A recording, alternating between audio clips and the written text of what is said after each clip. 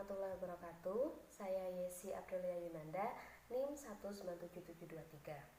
Pada kesempatan kali ini, saya akan memberikan pendapat atau opini mengenai isu yang terjadi pada pendidikan di Indonesia. Pembahasan yang pertama yaitu, sebagai seorang mahasiswa, manfaat apa yang bisa didapatkan ketika kita mempelajari profesi pendidikan? Baik, sebagai seorang mahasiswa, tentu banyak sekali manfaat yang bisa kita dapatkan ketika kita mempelajari profesi pendidikan. Karena materi ini berisi tentang kajian teori dan juga ilmu yang dapat menjadi acuan dan bekal bagi calon pendidik sebelum masuk lebih dalam pada dunia pendidikan. Selain mendapatkan pemaparan teori dan juga ilmu, kita juga dihadapkan pada suatu persoalan atau masalah yang memungkinkan terjadi dalam lingkup sekolah. Hal ini berguna untuk menguatkan nalar kita dalam pemecahan persoalan tersebut. Sehingga jika suatu saat nanti kita dihadapkan pada persoalan tersebut, kita dapat dengan cepat dan tepat mengambil tindakan apa yang harus kita lakukan, sehingga persoalan tersebut dapat selesai.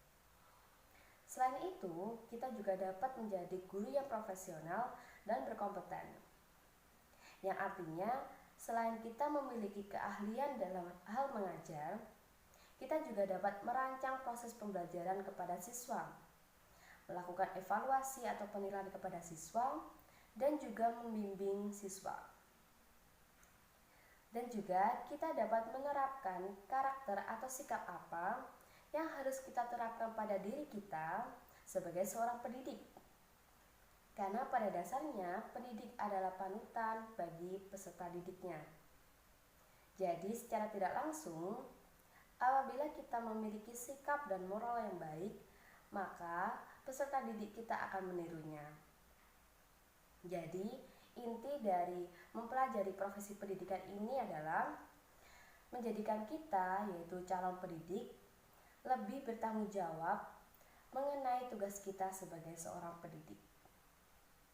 Pembahasan selanjutnya yaitu bagaimana cara menjadi guru yang profesional. Profesional artinya ahli dalam bidang yang sedang ditempuh. Seperti halnya seorang pendidik pasti profesional dalam bidang pendidikan. Namun, tidak semua pendidik profesional dalam bidang pendidikan. Karena menjadi guru yang profesional artinya memiliki kemampuan dan keahlian dalam bidang pendidikan dan mampu menjalankan tugasnya secara maksimal. Yang artinya tidak hanya menjadi seorang pengajar, namun harus bisa menjadi motivator dan juga teladan bagi peserta didiknya. Karena profesionalisme seorang guru tercermin dalam perilaku, sifat, dan juga kualitasnya. Beberapa hal yang bisa dilakukan untuk menjadi guru yang profesional adalah 1. Selalu meningkatkan dan mengembangkan mutu pendidikan terutama dalam proses pembelajaran. Hal yang bisa dilakukan oleh guru adalah melakukan sosialisasi dengan wali murid, melakukan studi banding dengan sekolah lain, dan juga mengikuti penataran. Sehingga guru akan mendapatkan pengetahuan dan juga pengalaman yang dapat menjadi acuan untuk mengembangkan mutu pendidikan. Yang kedua adalah menguasai kurikulum dan juga materi. Jadi, sebelum proses pembelajaran berlangsung, guru harus memahami betul materi apa yang akan disampaikan kepada siswa. Hal ini bertujuan agar ketika siswa menanyakan tentang materi tersebut atau mengalami kesulitan dalam memahaminya, guru dapat dengan tepat menjawabnya. Yang ketiga adalah terampil dalam menerapkan metode pembelajaran. Guru harus dapat menyesuaikan metode apa yang digunakan dalam proses pembelajaran dengan menyesuaikan siswanya. Dengan metode pembelajaran yang tepat akan membuat siswa termotivasi dan juga semangat dalam belajar, sehingga materi dapat disampaikan dengan baik. Yang keempat adalah dapat berkomunikasi yang baik dengan siswa. Dalam proses pembelajaran harus ada interaksi antara guru dan murid, sehingga proses pembelajaran menjadi lebih interaktif. Yang kelima adalah memiliki perilaku yang baik, karena guru adalah panutan bagi siswa. Jadi, sebagai seorang guru harus memiliki perilaku yang baik. Pembahasan selanjutnya adalah, sebagai pendidik, bagaimana pendapat mengenai reformasi pendidikan oleh Kemendikbud melalui kebijakan program Merdeka Belajar. Menurut saya, program Merdeka Belajar memang harus diterapkan di Indonesia. Karena seperti yang kita ketahui bahwa di Indonesia banyak sekali keberagaman dan juga terbatasnya ruang lingkup bagi pendidik. Hal ini dikarenakan beberapa faktor, seperti lingkungan, keadaan, budaya, ekonomi, dan lain-lain.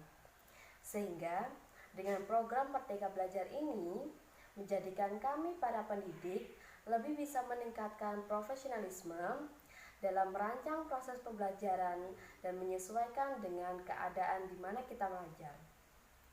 Oleh karena itu, kami mengharapkan pada pemerintah untuk melakukan pelatihan-pelatihan untuk meningkatkan kualitas guru. Karena guru adalah pendidik yang tidak bisa digantikan oleh apapun. Bahkan, teknologi hanya menjadi alat pembantu dalam proses pembelajaran. Selain berinovasi dalam bidang akademik, kami juga meningkatkan dan mengembangkan fasilitas dalam bidang non-akademik, yaitu pada ekstrakurikuler. Karena kami menyadari bahwa siswa memiliki bakat dan minat yang berbeda. Pembahasan yang terakhir adalah tanggapan mengenai supervisi pendidikan di Indonesia. Apakah supervisi yang dilakukan oleh pejabat terkait sudah dapat memberikan dampak yang signifikan terhadap profesionalisme guru?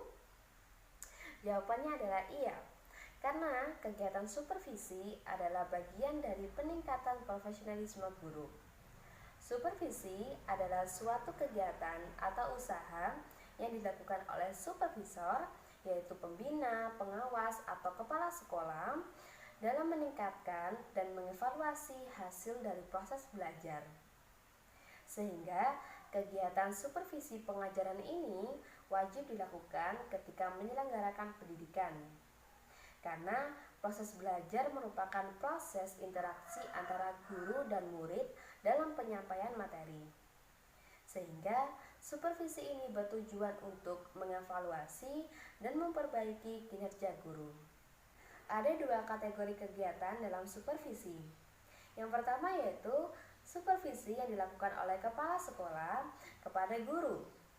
Dalam hal ini, kepala sekolah langsung mengawasi guru ketika dalam proses pembelajaran dengan siswa, yaitu dengan membawa kertas observasi yang merupakan alat penilaian kemampuan guru. Yang kedua adalah supervisi yang dilakukan oleh pengawas atau pembina sekolah terhadap guru, kepala sekolah, dan juga administrasi sekolah. Sehingga dalam kegiatan supervisi ini menjadi lebih luas. Jadi, tidak hanya memantau kinerja kepala sekolah atau guru, namun juga memantau kinerja administrasi sekolah. Seperti halnya dalam bidang kemahasiswaan, sarana prasarana, atau yang lainnya. Baik, cukup sekian pendapat yang bisa saya berikan. Mohon maaf apabila ada kurang dan lebihnya. Terima kasih. Wassalamualaikum warahmatullahi wabarakatuh.